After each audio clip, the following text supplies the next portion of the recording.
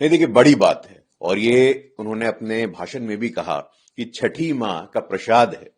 एक तरफ वो लोग थे जो लगातार निरंतर छठी मां को, छठ पर्व को लोक आस्था के महापर्व को नौटंकी तक बताया, और उन्होंने कहा कि छठी मां तुरंत आपको सजा देती है और उसी का परिणाम है कल कि उनका अस्तित्व तक, मुझे लगता है कि अब आने वाले समय में उनका अस्तित्व बचेगा कि नहीं बचेगा, उसमें भी मुझे संदेह होता है, उसमें संशय होता है। और बहुत सही कहा आपने, MY में महिला और यूथ, ये जो चुनाव है इसने शुद्ध रूप से यह स्थापित कर दिया है कि मात्र जातीय गणित से नहीं, कास्ट अरिथमेटिक आप कर लेंगे, कुछ जातियों को साध लेंगे और चुनाव जीत जाएंगे।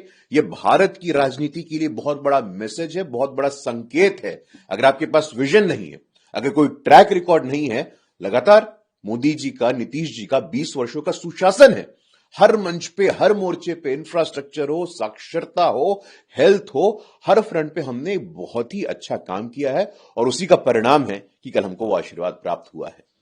नहीं, लेकिन आप लोग बोल रहा है, दूसरा वो बार बार बोल रहे हैं कि लोकतंत्र को, संविधान को बचाने के लिए अब मुझे और ज्यादा मजबूती से लगना पड़ेगा। देखिए, ये नैरेटिव फेल हो गया है। 2024 के लोकसभा चुनाव के बाद से ही राहुल गांधी जी का क्या है कि मतलब फ्लेवर होता है, हर सीजन में एक नया फ्लेवर लेते हैं। कभी ले लेते हैं आर्थिक अन्याय का, कभी लेते हैं इनकम इनइक्वालिटी का, कभी लेते हैं सोशल जस्टिस का। आप देखिएगा, मैं दावे के साथ कह रहा हूं, बिहार चुनाव समाप्त हो गया है, 2 से 3 महीने में वो सामाजिक न्याय के मुद्दों को छोड़ देंगे, संविधान के मुद्दों को छोड़ने वाले हैं। क्योंकि जिस प्रकार से देखिए 2024 के बाद दिल्ली हो, हरियाणा हो, महाराष्ट्र हो और अब बिहार, हमारे ऊपर आरोप लगता था हिंदी हार्टलैंड में आप कहां हैं, हिंदी हार्टलैंड में आप कहां हैं। कल के परिणाम के बाद यह स्थापित हो गया है कि भारतीय जनता पार्टी एकमात्र ऐसी पॉलिटिकल पार्टी है जिसके फुटप्रिंट्स पूरे भारत में है।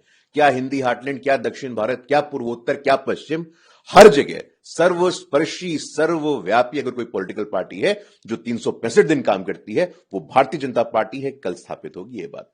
जो परिणाम आए हैं उसमें एक बड़ा इंटरेस्टिंग फैक्टर, जब कल तेज प्रताप यादव ने कहा कि देखिए ये जो आप लोग की लैंडस्लाइड विक्ट्री है, ये एनडीए की यूनिटी को क्रेडिट जाता है और आरजेडी के जय चंदो को भी क्रेडिट जाता है।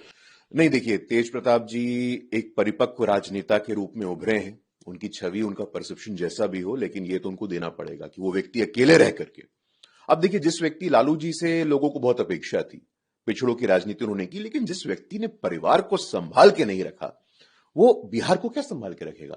और हम बताना चाहते हैं आपको, देखिए कल के परिणामों के बाद लगातार आप देखिए, और तेज प्रताप जी की इन बातों में वास्तविकता है, प्रामाणिकता है। मुकेश सहनी, उनके भाई की बलि चढ़ा दी गई गौड़ा बौड़ाम की सीट से, तुष्टीकरण की राजनीति।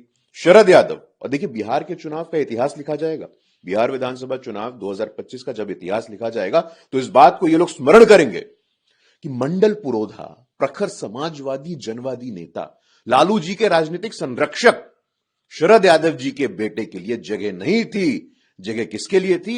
एक दुर्दांत अपराधी शाहबुद्दीन के बेटे के लिए, ओसामा के लिए जगह थी आपके पास, और उसी को उप मुख्यमंत्री बनाना चाहते थे आप। पूरा कैबिनेट तय हो गया था, 2-2, 3-3 उप मुख्यमंत्री तय हो गए थे। वो तो बिहार की जनता का परिणाम है। बिहार की जनता का बहुत भला हो कि भाई ऐसे परिवारवादी, अपराधी, भ्रष्टाचारी शक्तियों को हाशिए पर रखने का काम किया है और उनका अस्तित्व समाप्त करने का काम किया है।